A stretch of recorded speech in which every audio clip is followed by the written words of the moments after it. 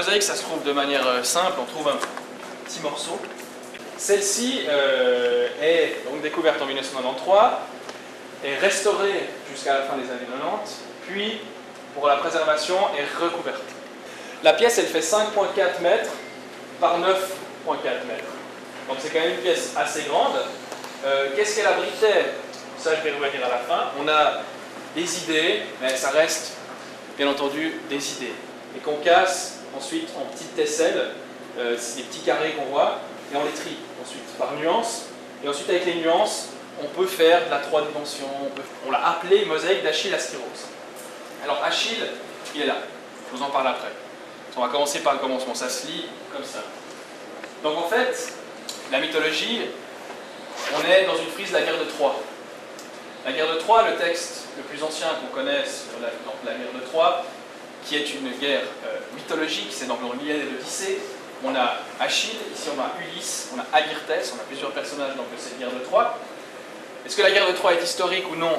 Ça c'est une grande question qui est toujours un peu en suspens. On pense qu'il s'agit de la deuxième guerre de Troie, qui a réellement existé, mais alors ça, comment le prouver?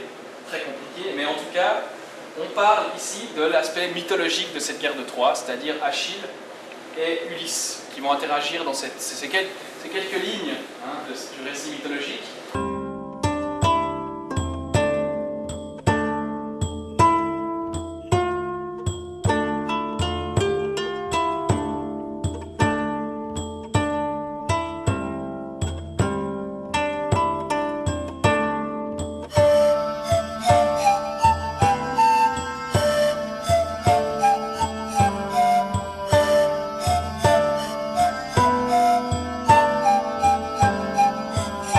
La tête du milieu, c'est Achille.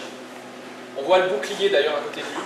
Il pourrait être un grand guerrier, mais dans l'échange, c'est exactement ce qui se passerait. Et on met la suite, le talon d'Achille, il va finir. Et ça fait très médiéval comme ça quand on l'évoque, mais c'est quelque chose qui vient vraiment de l'époque romaine sur le plateau suisse. Et avant,